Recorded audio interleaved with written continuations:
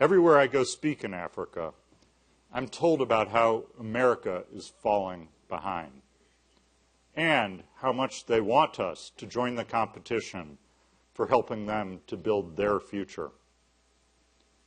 You, the people in this room, the entrepreneurs, risk takers, and leading academic thinkers, need to lead us. The U.S. model of entrepreneurism that you symbolize is perhaps our most valuable national export. Your knowledge and your vision can help Africa unlock its extraordinary human capital, integrate its markets into the global economy, and realize sustainable prosperity. Africa is hungry for your expertise and investment. According to the World Bank, the cost of addressing Africa's infrastructure needs is around $93 billion a year. Governments are looking to outside investors and thought leaders to help them meet these needs in public-private partnerships. U.S. companies and entrepreneurs, especially those involved in energy, telecommunications, water, and transport, can bring unmatched experience and innovation to these projects. This investment in infrastructure will make Africa a more attractive market for U.S. exporters and a more attractive destination for U.S. direct investment. As we've talked about, 49, I'm talking sub-Saharan Africa, 49 small, isolated markets are too small for many American companies. But as they begin to evolve into one aggregated market of over 1 billion, growing to almost 2 billion consumers, they will become a great market for companies. Loosening infrastructure bottlenecks will increase intra-regional trade, and increased mobility of goods and intellectual capital will help unlock the restless entrepreneurial energy of young people across the continent. You know, there are some very forward-looking American companies, especially Coke, who's been there since 1928, did I get that right? Who are investing heavily in this future. General Electric just did a deal in South Africa where they're supplying state-of-the-art, environmentally friendly diesel-electric motives to South Africa. As people have talked about earlier, Walmart is trying to make a big bet on Massmart, buying Massmart in South Africa, but they're buying Massmart as a footprint to enter Africa. That deal is actually, it's an interesting example of some of the challenges because that deal is going through very heavy regulatory scrutiny right now. Literally, as we speak, the competition tribunal is meeting on it to try and figure out, does it meet South Africa's objectives of both bringing in foreign investment but creating jobs.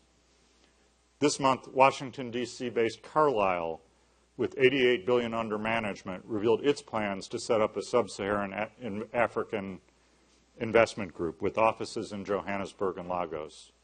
In Google, the prototypical Silicon Valley success has just launched, and I'm not sure I'm going to pronounce this right, Ubono, a tech startup incubator in Cape Town. Fittingly, Ubono is Zulu for vision. Look, there are huge risks to investing in Africa. There are many, and most of you in the room know about them. It will be a challenge for those of you who decide to come. But just as in every venture capital portfolio, you carry companies that will fail, you will also have companies that fail in Africa, or investments that fail in Africa. But you also have some home runs. There are vast differences among Africa's many nations in terms of both risk and opportunity.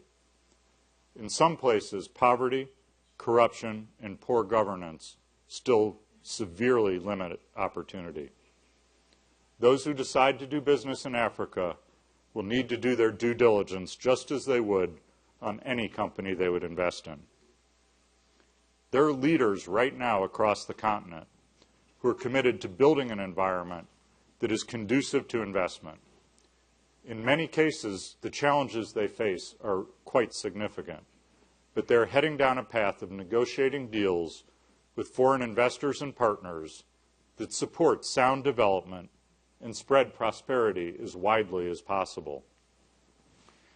African governments that are managing revenue wisely, investing smartly, speaking clearly and acting forcefully against corruption, and promoting the rule of law at all levels are creating a new paradigm for the continent that is welcoming of outside investment and that helps build the wealth of their countries as opposed to the wealth of the officials who lead those countries. I loved Teresa's expression earlier, the FABO. What was that? Remind me what it stands for? For Africans, by Africans. I think President Obama is going to be mad you stole that, because when he went to Ghana, in his speech, which people repeat to me all the time as I go around the continent, he said the future of Africa is up to Africans. And what excites me now so much is the young leaders I see emerging in the continent, many of whom are in this room today. There is great hope in this leadership potential. It's one of the things that excites me so much about ALA, is that it's producing that next generation of leaders.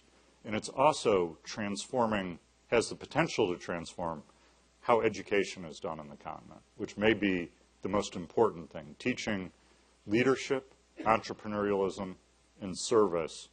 And Fred, I hope I can say this, and Chris, but in developing, my boys take an international baccalaureate, the IB program.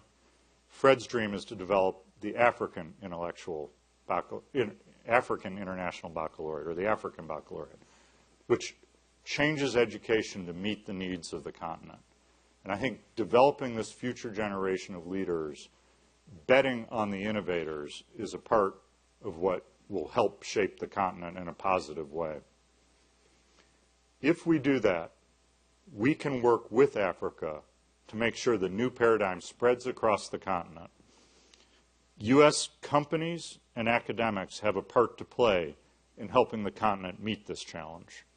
In that same speech in Ghana, the president said, America can do more to promote trade and investment and to broaden prosperity through public-private partnerships that build roads, power grids, and nurture small business and extend finance to entrepreneurs. If we do so, we won't just be helping Africa, we'll also be creating new markets for American goods. Africa's prosperity will enhance our own.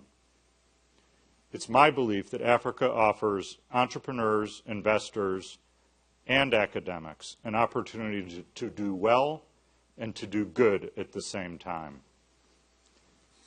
There will always be people who see Africa through that dusty, outdated lens as a continent circumscribed by conflict, by disease, and by hunger.